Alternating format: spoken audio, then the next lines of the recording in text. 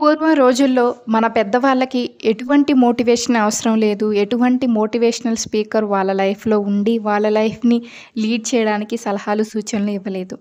ఇప్పుడున్న జనరేషన్‌లో ప్రతి చిన్న ప్రాబ్లమ్‌కి, లైఫ్‌లో వచ్చే ప్రతి చిన్న ప్రాబ్లమ్‌కి ఎందుకు మనం లైఫ్ కోచెస్ మీద డిపెండెంట్ అవ్వాల్సొస్తుంది? అలాగే మోటివేషనల్ స్పీకర్ యొక్క స్పీచెస్‌ని వినాల్సి వస్తుంది అనే విషయాల గురించి ఈరోజు వీడియోలో డిస్కస్ చేసుకోబోతున్నాం. Hi friends! అందరికీ నమస్తే. Welcome back to my YouTube channel yours Yashna. ముందుగా నా ఛానల్ ఎవరైనా కొత్తగా చూస్తున్నట్లయితే ఛానల్‌కి ఒక లైక్ చేయండి, షేర్ చేయండి, సబ్స్క్రైబ్ చేయడం మర్చిపోకండి. షేర్ చేయడం ద్వారా ఏమవుతుందంటే ఎవరైతే డిప్రెషన్‌లో ఉంటారో, ఎవరైతే ప్రాబ్లమ్స్‌లో ఉంటారో అలాంటి వాళ్ళకి నా వీడియో సజెస్ట్ అవ్వడం ద్వారా వాళ్ళకి ఈ వీడియో హెల్ప్ అవ్వచ్చు. సో, షేర్ చేయడం మర్చిపోకండి.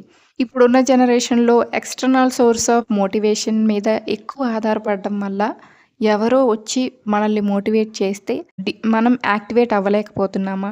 తిరిగి మన లైఫ్‌ని స్టార్ట్ చేయలేకపోతున్నామా? మనలోనే ఒక సెల్ఫ్ మోటివేషన్ అనే కాన్సెప్ట్ ఉంది అని ఎంతమందికి తెలుసు?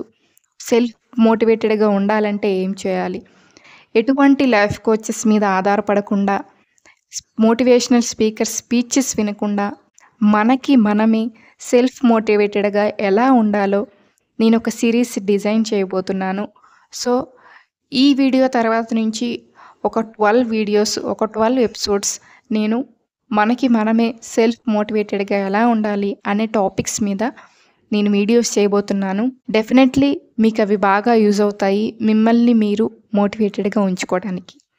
ఈరోజు అసలు ఈ టాపిక్ చేయడానికి రీజన్ ఏంటి అంటే, నేను ఆ సిరీస్ చేయడానికంటే ముందు మనకి మనం సెల్ఫ్ మోటివేటెడ్‌గా ఉండడం ఎంత ఇంపార్టెంటు, ఎందుకు మన పెద్దవాళ్ళలాగా మనం మెంటల్‌గా స్ట్రాంగ్‌గా ఉండలేకపోతున్నాము, వాళ్ళకి మనకి వచ్చిన డిఫరెన్సెస్ ఏంటి, టెక్నాలజికల్ డిఫరెన్సెస్ కానీ, కల్చరల్ డిఫరెన్సెస్ కానీ, అలాగే ఎకనామిక్ డిఫరెన్సెస్ కానీ, ఇవన్నీ మన లైఫ్ స్టైల్స్‌ని చాలా చాలా ఇంపాక్ట్ చేశాయి. ఓల్డెన్ డేస్‌కి, న్యూ జనరేషన్‌కి ఒక కంపారిజన్ రాసుకున్నాను. సో, ఫస్ట్‌గా simple lifestyle versus complex modern lifes. అప్పట్లో లైఫ్ స్టైల్ అనేది చాలా సింపుల్‌గా ఉండేది. సర్వైవల్ బేస్డ్ మీదే ఆహ్, డిపెండ్ అయి ఉండేది. వాళ్ళకి కావాల్సింది తెచ్చుకున్నారా, వండుకున్నారా, తిన్నారా, వాళ్ళని వాళ్ళు ప్రొటెక్ట్ చేసుకోగలిగారా యానిమల్స్ నుంచి అని మాత్రమే ఉండేది. అలాగే ఇప్పుడున్న జనరేషన్‌కి ఏంటంటే కాంప్లెక్సిటీ అండ్ ఓవర్‌వెల్మ్.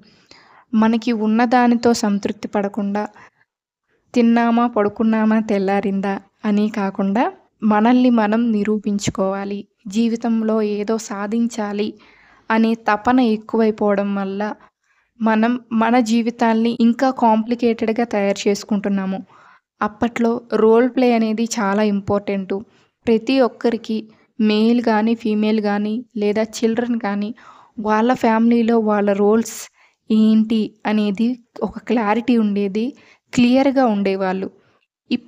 ఇప్పటి జనరేషన్‌లో రోల్ యాంబిగ్యూటీ. యాంబిగ్యూటీ అంటే నథింగ్ బట్ కన్‌ఫ్యూజన్. ఎవరి రోల్ ఏంటి అనేది చాలా చాలా కన్‌ఫ్యూజన్స్‌ని క్రియేట్ చేస్తున్నాయి. ఎందుకంటే మేలు, ఫీమేల్ అని, ఫీమేల్ డామినేషను, మేల్ డామినేషన్ అని ఇలా చాలామంది నేనెందుకు ఈ పని చేయాలి?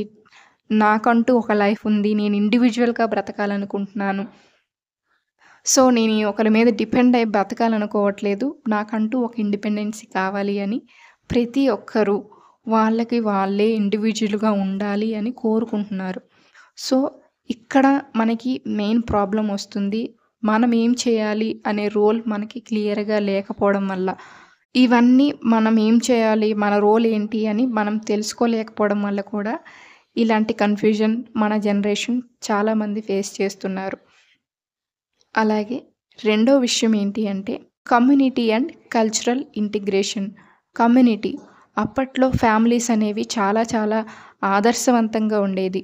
ఒక పెద్ద కుటుంబం ఉంటే వాళ్ళని చాలా చాలా మర్యాదతో గౌరవించేవాళ్ళు. ఎందుకంటే కుటుంబానికి పెద్ద ఎవరైతే ఉంటారో వాళ్ళు చెప్పిన మాటని కుటుంబం అంతా పాటించేది. అలాగే వాళ్ళకి ఏదైనా ప్రాబ్లమ్ వస్తే వాళ్ళల్లో వాళ్ళే క్లియర్ చేసుకోగలిగేవారు. అలాగే ఏదైనా అవసరమైతే వాళ్ళ చుట్టాలు, బంధువులతో మాట్లాడుకుంటూ వాళ్ళ హెల్ప్ తీసుకునేవాళ్ళు. అంతేగాని వాళ్ళెప్పుడు కమ్యూనిటీని బ్రేక్ చేసుకోలేదు. ఎప్పుడూ వాళ్ళ చుట్టూ నలుగురు ఉండేలాగా చూసుకున్నారు. ఒక సోషల్ లైఫ్‌ని లీడ్ చేయగలిగారు. అసలు నిజంగా ఒక కమ్యూనిటీ అంటే ఒక ఫ్యామిలీ. ఒక ఫ్యామిలీలో మినిమమ్ 5 మెంబర్స్ ఉంటే వాళ్ళు చాలా చాలా లక్కీ అని చెప్తాను. ఎందుకంటే సోషలైజేషన్ ఎలా అవ్వాలి, టెక్నాలజీ మీద డిపెండ్ అవ్వకుండా మనుషులతో ఎలా మూవ్ అవ్వాలి, వాల్యూస్ నేర్చుకుంటారు. అలాగే కమ్యూనికేషన్ స్కిల్స్ అనేవి మెంటల్‌గా, ఫిజికల్‌గా వాళ్ళు చాలా చాలా స్ట్రాంగ్‌గా బిల్డ్ అవుతారు. సో, ఇది కమ్యూనిటీ అంటే. కమ్యూనిటీ అంటే మనం ఒక గేటెడ్ కమ్యూనిటీ అనుకుంటున్నాము. So, that is totally wrong. ఒక కమ్యూనిటీ అంటే మనకి ఒక పెద్ద కుటుంబం ఉండడం అనేది ఒక కమ్యూనిటీ. కమ్యూనిటీ లేకపోవడం వల్ల ఏం జరుగుతుంది అంటే, ఇప్పుడు మన జనరేషన్‌లో మనం ఐసోలేట్ అయిపోతున్నాము. అలాగే వేరే వేరే ప్లేసెస్‌కి వెళ్ళడం వల్ల మన తల్లిదండ్రులనే మనం చూసుకోలేకపోతున్నాము. ఒక్కళ్ళమే జీవించగలిగే సిట్యుయేషన్‌కి ఈరోజు వచ్చేసాము.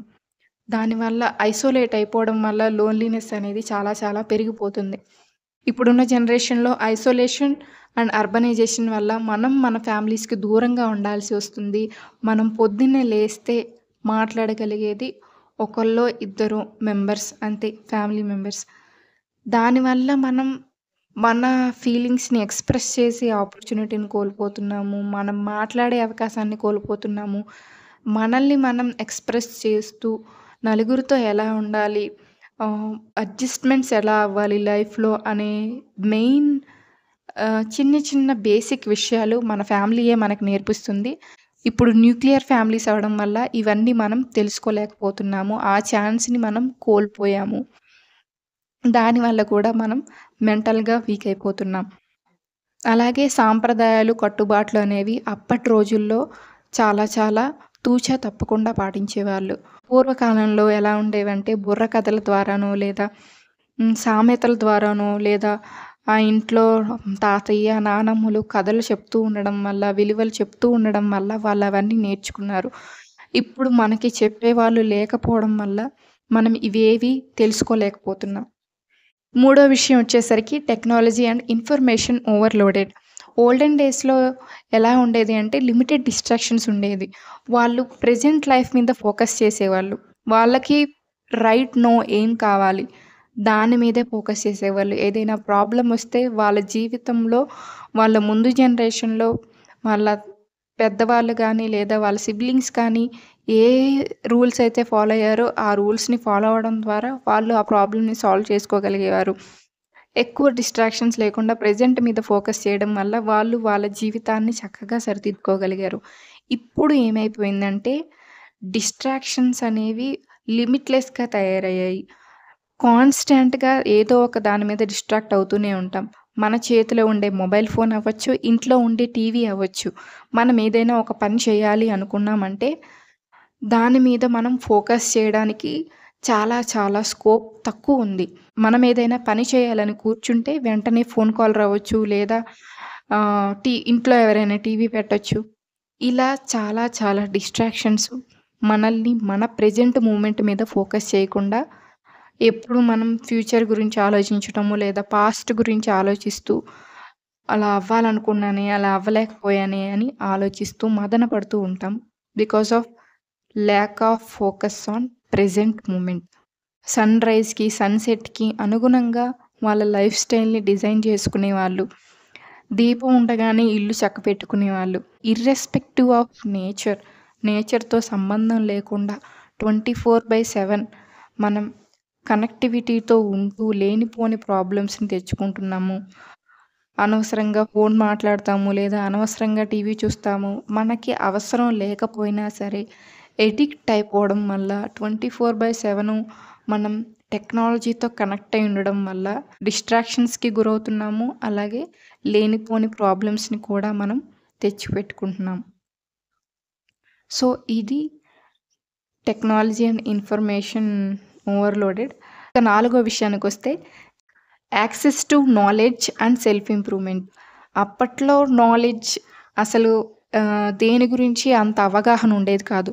మనకొక మానసిక పరిస్థితి బాగోలేదు అనే విషయానికి కూడా వాళ్ళకంత ఐడియా ఉండేది కాదు. టెక్నాలజీ గురించి ఐడియా ఉండేది కాదు. దేని గురించి ప్రాపర్ ఇన్ఫర్మేషన్ ఉండేది కాదు.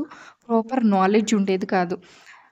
వాళ్ళకన్నీ వాళ్ళ లైఫ్ ద్వారా, వాళ్ళు ఫేస్ చేసిన ప్రాబ్లమ్స్ ద్వారా, వాళ్ళ ఎక్స్‌పీరియన్సెస్ ద్వారానే నేర్చుకున్నారు. ప్రాక్టికల్‌గా నేర్చుకున్నారు. వాళ్ళ ప్రాబ్లమ్స్ ద్వారా, వాళ్ళ పేరెంట్స్ ప్రాబ్లమ్స్ ద్వారా, వాళ్ళ గ్రాండ్ పేరెంట్స్ ప్రాబ్లమ్స్ ద్వారా, వాళ్ళు ఎక్స్‌పీరియన్సెస్‌ని వినడం ద్వారా వాళ్ళ లైఫ్‌లో ఏ ప్రాబ్లమ్ వచ్చినా సరే, ఎహి ఏ ఇన్ఫర్మేషను, ఏ నాలెడ్జ్ లేకపోయినా సరే, ప్రాక్టికల్ నాలెడ్జ్ ద్వారా వాళ్ళ లైఫ్‌ని వాళ్ళు చక్కగా సరిదిద్దుకోగలిగారు. వేరాజ్ ఇప్పుడు ఏమైపోయిందంటే ఎక్సెసివ్ ఇన్ఫర్మేషన్ ఓవర్‌లోడెడ్. మనకి అవసరం ఉన్నదానికంటే అవసరం లేనంత నాలెడ్జ్ ఉండడం వల్ల, ఓవర్ నాలెడ్జ్ వల్ల మనం ఎక్కువ కన్‌ఫ్యూజన్‌కి గురవుతూ ఉంటాము. బికాస్ మన పర్సనల్ లైఫ్‌లలో గానీ, కెరియర్‌లో గానీ చాలా చాలా ఆప్షన్స్ వచ్చేసాయి. కెరియర్‌కొస్తే కెరియర్‌లో కూడా డాక్టర్స్ అని, ఇంజినీర్స్ అని ఇలా చాలా చాలా ఆప్షన్స్ మనకి వచ్చేసాయి. సో, ఇవన్నీ ఉండడం వల్ల మనం ఏం చేయాలి? మనం ఏంటి? అనేది గుర్తించుకోలేకపోతున్నాము. ఒక క్లియర్ పాత్‌ని చూజ్ చేసుకోలేకపోతున్నాం. సో, మనం ఏంటి అనేది తెలుసుకోవడం అనేది చాలా చాలా ఇంపార్టెంట్. సెల్ఫ్ ఇంప్రూవ్‌మెంట్‌కి అప్పట్లో అంత ప్రాధాన్యత ఇచ్చేవాళ్ళు కాదు. బట్ ఇప్పుడు సెల్ఫ్ ఇంప్రూవ్‌మెంట్‌కి ప్రాధాన్యత ఇవ్వాల్సి వస్తుంది. అప్పట్లో నేను అనేది చాలా తక్కువ. నేను అంటే నా కుటుంబం అని వచ్చేది. ఇప్పుడు నేను అంటే నేను మాత్రమే వస్తుంది. సో, నేను నా జీతం సంపాదించుకోవాలి. నేను నా జీవితాన్ని చక్కదిద్దుకోవాలి. నేను నలుగురితో ఉండాలి అని అనుకోవడం చాలా చాలా తక్కువైపోయింది. Economic and social pressures. అప్పట్లో ఎకనామికల్‌గా చాలా చాలా నీడ్స్ తక్కువుండేవి. వాళ్ళకి ఏదైతే అవసరమో దాన్ని మాత్రమే కొనుక్కునేవాళ్ళు. మిగతా అంతా నేచర్‌తో కనెక్ట్ అయి ఉండడం వల్ల వాళ్ళకి తినడానికి డబ్బులు ఖర్చు పెట్టే అవసరం వచ్చేది కాదు. ఎందుకంటే ప్రతి ఇంట్లోనూ మొక్కలుండేవి. ప్రతి ఇంట్లోనూ తినడానికి రిసోర్సెస్‌ని వాళ్ళు ఏర్పాటు చేసుకునేవాళ్ళు. సో, వాళ్ళు డబ్బులు ఖర్చు పెట్టేదల్లా కొత్త బట్టల మీదో లేదా ఆరోగ్యాన్ని మెరుగుపరుచుకోవడానికో. ఇప్పుడు మనం ఏం చేస్తున్నామంటే ప్రతి నెలకొక కొత్త డ్రెస్ తీస్తున్నాము. అవసరం లేని ఖర్చులు చాలా చాలా ఎక్కువ చేస్తున్నాము. గ్రోసరీస్ మీద మనకొచ్చే ఇన్‌కమ్‌లో సగం ఖర్చు పెడుతున్నాము. మనీ యొక్క వాల్యూని కూడా మనం తెలుసుకోలేకపోతున్నాం. సో, ఎకనామిక్ ఎకనామికల్‌గా అప్పట్లో వాళ్ళకి పలానా వండుకొని తినాలి, రిచ్‌గా బతకాలి. ఆ క్రేవింగ్స్ అనేవి వాళ్ళు మేనేజ్ చేసుకునేవాళ్ళు. ఇది తింటేనే నాకు కడుపు నిండుతుంది అని వాళ్ళు ఫీల్ అయ్యేవాళ్ళు కాదు. వాళ్ళకి ఏది దొరికితే అది తినేవాళ్ళు. ఒక పూట తింటే ఇంకో పూట తినకుండా బ్రతికిన వాళ్ళు గూడా ఉన్నారు. బట్ ఇప్పుడు ఏమవుతుందంటే 3 పూటలా తినాలి. అనవసరమైన లగ్జరీస్‌ని, జంక్ ఫుడ్‌ని పిల్లలకి అలవాటు చేయాలని సొసైటల్ ప్రెషర్స్, డిమాండ్స్ వల్ల మనం పిల్లల్ని సరిగ్గా చూసుకోవట్లేదు అని ఫీల్ అవుతారు. వేరే వాళ్ళు అంటారేమో అని మనం వాళ్ళకి లగ్జరీస్‌ని అలవాటు చేస్తున్నాము. సో, బేసిక్ నీడ్స్‌ని మనం మర్చిపోతూ లేనిపోని అవసరాలకి మనం ఎక్కువ మనీని ఖర్చు పెడుతూ ఉన్నాము. యాస్పిరేషన్స్ కూడా అప్పట్లో తక్కువుండేవి. లిమిటెడ్ యాస్పిరేషన్స్ ఉండేవి. కోరికలనేవి చాలా చాలా తక్కువగా ఉండేవి. ఉన్నదాంతో సంతృప్తి పడేవారు. ఉన్నదాంతో ఇల్లుని చక్కదిద్దుకునేవాళ్ళు. ఇప్పుడైతే హై యాస్పిరేషన్సు, హై కాంపిటీషన్ వల్ల వాళ్ళు ఉన్నదాంతో సంతృప్తి పడకుండా అవతల వాళ్ళు బావున్నారు, అవతల వాళ్ళు మనకంటే నీట్‌గా ఉన్నారు. వాళ్ళ ఎకనామికల్ సిట్యుయేషన్స్ వేరే అయ్యుండొచ్చు. మన ఆర్థిక పరిస్థితులు వేరే అయ్యుండొచ్చు. ఇవి మనం ఆలోచించకుండా ఎదుటివారిని చూస్తూ వాళ్ళలాగా ఉండాలి, వాళ్ళలాగా బతకాలి అని కాంపిటీషన్‌గా ఫీల్ అవుతూ మనకి బేసిక్ నీడ్స్ అవసరంకి సరిపడా ఉంటే, మనకున్న డబ్బులతో మనం మన లైఫ్‌ని లీడ్ చేస్తే సరిపోతుంది అనే విషయాన్ని చాలామంది మర్చిపోతున్నారు. లేనిపోని హంగులకి, ఆర్భాటాలకి ఎక్కువగా అట్రాక్ట్ అవుతున్నారు. ఇప్పుడు జనరేషన్‌లో సోషల్ ప్రెషర్స్ అనేవి చాలా ఎక్కువైపోయాయి. నువ్వు నీ పిల్లల్ని ఎలా చూసుకుంటున్నావో, లేదా నీ జీవితాన్ని ఎలా గడుపుతున్నావు అనే ఇంట్రెస్టు నీకన్నా నీ రిలేటివ్స్‌కి, నీ ఆఫీస్ కొలీగ్స్‌కి లేదా నీ చుట్టుపక్కల ఉన్న వాళ్ళకి నీ లైఫ్ మీద ఎక్కువ కాన్సంట్రేషన్ ఉంటుంది. సో, దానివల్ల ఏమవుతుందంటే వేరే వాళ్ళు మనల్ని ఏమైనా అంటారేమో అని నీ కోసం కాకుండా నువ్వు ఎప్పుడైతే పక్క వాళ్ళ కోసం బ్రతకటం మొదలుపెడుతున్నావో, అప్పుడు నీ జీవితం అనేది చాలా ప్రెషర్‌లోకి వెళ్ళిపోతుంది. సో, ఇప్పుడు మనం అప్పట్లో పిల్లల్ని చూసుకున్నా, చూసుకోకపోయినా పెద్దగా అడిగేవాళ్ళు ఎవరు ఉండేవారు కాదు. ఇప్పుడు మన పేరెంట్సు లేదా మన గ్రాండ్ పేరెంట్స్ లేదా చుట్టుపక్కల వాళ్ళు మనం పిల్లల్ని ఎలా చూసుకుంటున్నామని ప్రతి ఒక్కరూ డీటెయిల్డ్‌గా వచ్చి మరి మనల్ని ప్రశ్నిస్తున్నారు. సో, ఆ అవకాశం మనం ఇచ్చిన వాళ్ళం అవుతాము. అలాగే మనం ఆ ప్రశ్నలన్నిటిని ప్రెషర్స్‌గా ఫీల్ అయ్యే ఛాన్స్ కూడా చాలా చాలా ఉంది. మెంటల్ హెల్త్ అవేర్‌నెస్ అనేది కూడా అప్పట్లో చాలా తక్కువ. అప్పట్లో ఆ అవసరం కూడా ఉండేది కాదు. ఏదైనా అవసరం ఉంటే వాళ్ళకి వాళ్ళే ఆ ప్రాబ్లమ్‌ని సాల్వ్ చేసుకునేవాళ్ళు. లేదా ఆ కుటుంబంలో ఉండే పెద్దవాళ్ళతో ఆ ప్రాబ్లమ్‌ని డిస్కస్ చేసి దానికొక సొల్యూషన్ తెచ్చుకునేవాళ్ళు. నేచర్‌తో ఎక్కువ కనెక్ట్ అయ్యి ఉండడం వల్ల వాళ్ళకి ఒక లైఫ్ కోచ్ కానీ, మోటివేషనల్ స్పీకర్ కానీ అవసరం పడేది కాదు. వాళ్ళకేదైనా ప్రాబ్లమ్ వస్తే పొలంలోకి వెళ్లి కూర్చునేవాళ్ళు. చుట్టూ గ్రీనరీ ఉండడం వల్ల రిపిటీటివ్ క్వెషన్స్ మన బ్రెయిన్‌లో రన్ అవుతున్నప్పుడు మనం నేచర్‌లో కూర్చున్నట్టయితే మన మైండ్ చాలా రిలాక్స్‌డ్‌గా ఫీల్ అవుతుంది. అలాగే ఒక కామ్‌నెస్ ఒక ఆహ్, రిలాక్స్ స్టేట్ ఆఫ్ మైండ్ మనకుండడం వల్ల మనం ఆ ప్రాబ్లమ్‌ని పెద్దగా పట్టించుకోం కూడా. ఇప్పుడేమవుతుందంటే మనం 4 గోడల మధ్య ఉండడం వల్ల మనకి ఏ ప్రాబ్లమ్ వచ్చినా మనం ఎక్స్‌టర్నల్ సోర్స్ ఆఫ్ మోటివేషన్ మీద డిపెండ్ అవ్వాల్సి వస్తుంది.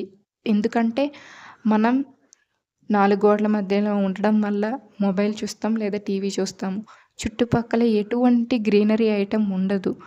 మన మన విజన్ ఎక్కడ వరకైతే ఉంటుందో అక్కడ వరకు గ్రీనరీ ఉండేలాగా మనం ప్రాబ్లమ్ ఉన్నటప్పుడు కూర్చున్నట్లయితే నేచరే మన ప్రాబ్లమ్స్ అన్నిటికీ సొల్యూషన్స్‌ని చూపిస్తుంది. సో, ఇప్పుడు మనకి ఏ లైఫ్ కోచ్ అవసరం లేకుండా, ఏ మోటివేషనల్ స్పీకర్ అవసరం లేకుండా, మన ప్రాబ్లమ్‌కి మనమే సొల్యూషన్ వెతుక్కోగలగొచ్చు. మనం 4 గోడల మధ్య లేకపోయున్నట్టయితే.